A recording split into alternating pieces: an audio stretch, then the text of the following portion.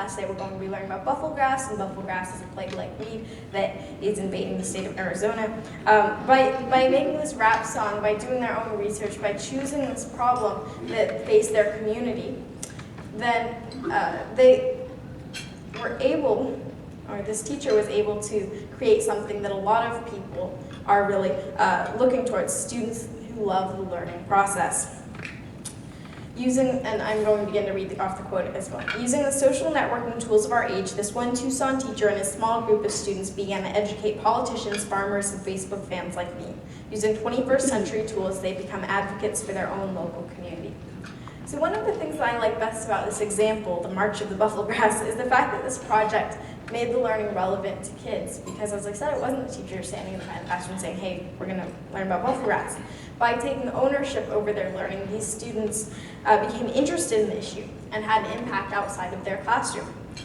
So what can you do? Ask yourself, even if you don't work directly as a teacher or directly with students, you can ask yourself, what are issues that affect my community, and how could students be a part of the solution? How could my school be a part of the solution? Many people focus on students graduating from high school, going to college, and getting a job as the start of the solution.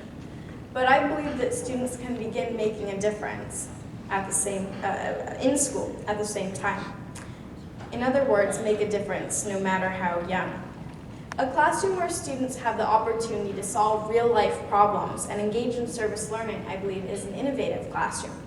I believe that an innovative classroom isn't just one where the world comes to us. It's one where we are able to learn about the world and help the world. It's one where we can have voice in the education decisions that affect our future. And it's a connected one, in which students can connect in more ways than one, not just in person, but also online. Whether it's checking their grades or communicating with teachers or even seeing whether they've paid for their lunch yet. It's one where we can use online technology, like blogging, to create meaningful work. I think that most people would agree with me when I say that the web has changed the way that we think about knowledge. But when I said this, my dad explained it wasn't just the internet, it was books. And indeed, books democratized knowledge and made it readily available. So if you take the analogy that the internet is the printing press of the modern age, and just as the printing press made the value of books, which used to be copied by hand, less valuable, the internet has made knowledge and basic information plentiful and cheap. If the internet is the printing press of our times, then too many students and teachers are stuck as the monks copying out books by hand. Why should learning be restricted to an hour of class time per subject? By giving students access to technology and access to keep track of their learning and be surrounded by learning, you're allowing them to truly become, you're truly setting up a learning community.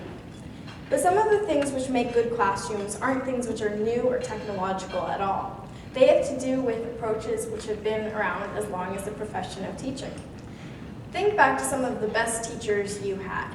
It could be elementary, middle, high school, college, even outside of school. Why do you think they were so effective? Now raise your hand if you think that your teacher made a personal connection with you, that they knew you and cared about your learning.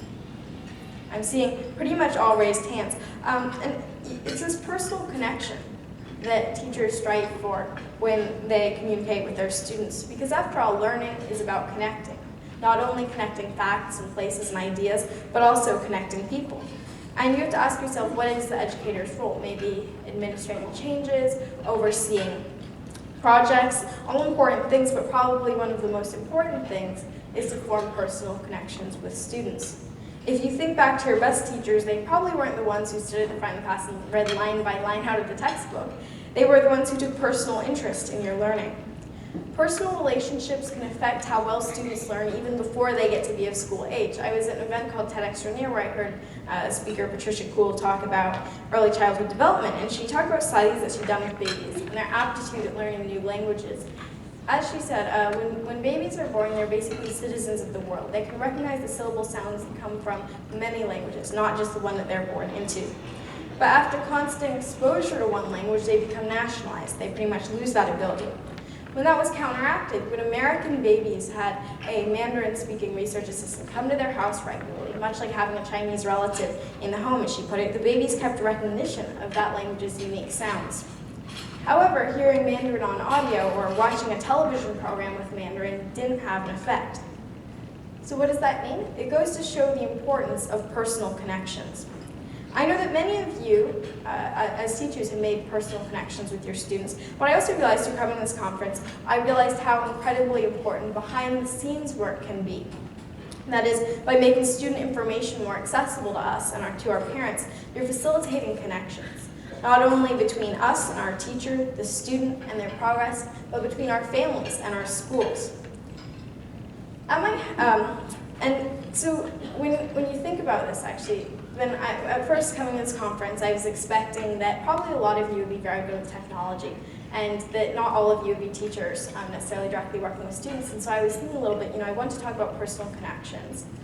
And but I'm wondering, how exactly does technology play into this? That was like that. I realized, technology plays a huge role when it comes to connecting the student to the school, because when we're able to access this more easily, then we're able to facilitate a direct connection to our progress as well as to the people who work with us. So I'd like to thank you for the great honor of coming here to speak, and I hope that you've enjoyed seeing both sides of the classroom and a student's eye view on a few things. And now I want to ask you a question about the newspaper clipping I showed you at the beginning of the session. Do you think that that's actually a clipping out of the You Feel the newspaper scanned in? Or do you think that that was fabricated? Raise your hand if you think it's a newspaper clipping, genuine news. I see some raised hands. Okay. Raise your hand if you think it was fabricated. See a couple raised hands. Okay, you guys might be in for a surprise. Actually, the newspaper clipping, I made it up. I went onto a online software which actually lets you create fake newspaper clippings. And although this piece of news might be false, I hope that you take away something from this speech which is very true. That you truly can learn a lot from young people, and about more than just technology too. Raise your hand if you've ever learned something from a young person about something aside from technology. And I'm raising my hand, and you might think, wow, she's 13. There's not a whole lot of young people she learn, but actually I have learned from 10-year-olds and 7-year-olds even. I think that truly age doesn't define how much we learn from each other.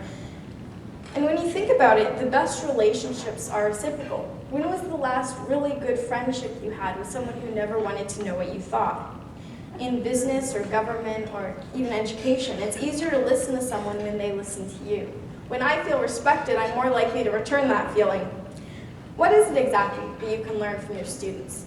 From younger students, maybe it's that almost naive belief in possibility, or the boundless imagination you see come through in a 3-year-old's crayon drawings.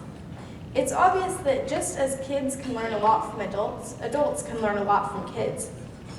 So our schools need to create opportunities for students to teach their teachers, maybe not necessarily by herding them into classrooms and taking over the PA system, but possibly through service learning, through projects, and through even asking questions.